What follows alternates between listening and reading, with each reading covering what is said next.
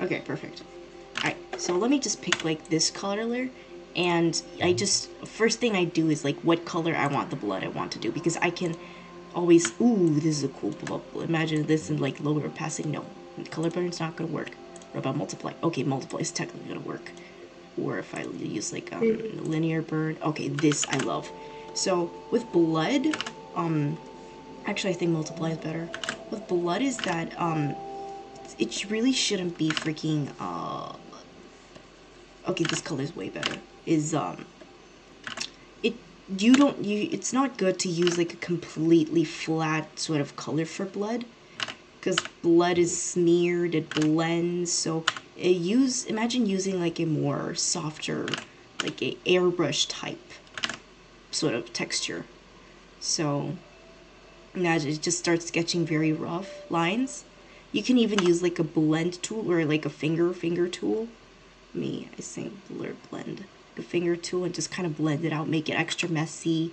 May even put like really small holes here with and voila, I immediately am starting to make like stuff. Thus, of course, for the little small droplets that the character might have, you can use like a very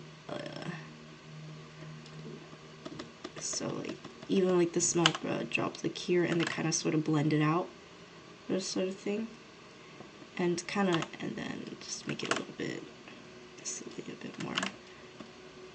Okay, so it's kind of like, yeah, smudges. Smudging is really, it's pretty good to use when it comes to drawing blood. It's like only like smudging only the tip, because the blood flies from this to that direction. And imagine if I just kept that and just erased this bit. Okay, there you go. That's it.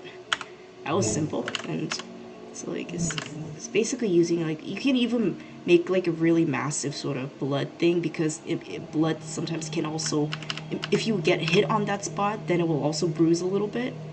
So you can also do that. And then it's a little bit, erase a little bit that section and make like a blood outline. Because yeah, see, that's pretty fast, pretty instant. Maybe take like I usually do blood with airbrush. That's way too thick. Okay, that looks better.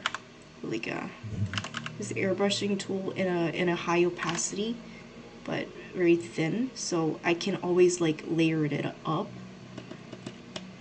kind of like so like more dropling. Ooh, fudge. Eraser.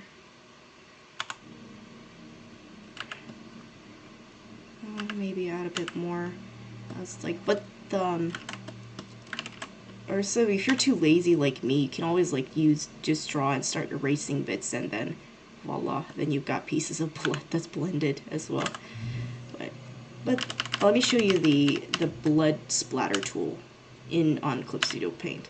It's called the blood stain tool. So I'm gonna put this on a, oh, you know what? I'm gonna keep it on the same layer. Expand it. Oh, fudge. Yeah, ta-da. And you can use like the finger tool to sort of make it, I don't know, freaking erase it a little bit, and then kind of mold it, then blend it. Kind of have to keep that section. Like, let's try going back to the thing again. Okay, perfect. I like that. I like that. Okay, and as this is too firm, so I'm just gonna blend out the edges a bit. Okay, there you go. Yeah, and yeah, like this finger on the thing. Yeah. So this is one technique. Okay, I found a brush that seems to work pretty well. Ooh, Actually. okay. That's good. That's good. As long as go messy. I love drawing blood because you don't have to really think it's supposed to be messy. You know, it's supposed to be messy. No blood is very neat. So even with the nose, I just, yeah, make it splatter. Make her, she hurt her nose, something like that. May even really, like change colors to this color to like extra dark. This makes things a little bit, kind of amplifies the Even make it a bit more purple. It kind of makes it look like the blood is old and a little bit dried up. So, dried up blood it's basically brown. Yeah, so maybe add a little bit of blood on the teeth. Oh, I like that. Okay, I like that. Oh, she looks very bruised and battered up. Yeah. Add a little bit on the hair, maybe. Erase it. Blood splatter. How about S? Okay. Ooh, fudge. Okay, there you go. But yeah, that's basically how you do blood in general. So, even like cuts. Oh, even like cuts. Also do like a demo on the cut. For example, there's like a cut on her throat. And this deep section should be like a very dark brown. And surrounding it should be like a very lighter, like an orangey sort of red. Indicate that's a little bit swollen. Since that is intersecting as tangent line with the hair, I'm just gonna move it around. See, that's pretty simple. Just a very dark slit. And then red surrounding it. And voila, that's it. And to make it even better, you can add like the dark color you use for it, but a little less dark. You can kind of use like the airbrush or whatever softer brush tool you have, kind of make it bleed down with the droplets and all that. So yeah, ta-da. Pretty simple. Yeah, that's all you gotta do. Of course, this is a neck, so it's kind of has to wrap around instead of it being straight, but Fudge, why did I erase that? There you go. There you go. Not the silverfish. Not the silverfish. Yeah, but basically this is how you do blood in general. And oh gosh, wow. It changes everything.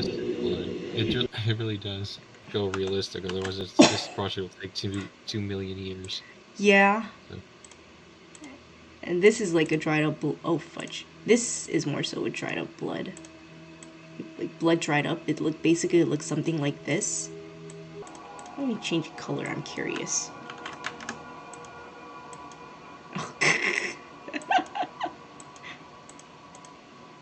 Ooh, this is cool too. Orangey. Oh my gosh, I like this color. It's like infected blood. Yeah. It's like blood. Okay, it looks fresher like this, because blended blood is basically orange, so I like this one. I prefer this. It looks more real than this one. Yeah, this is way better. But anyways, that's... yeah. Yeah.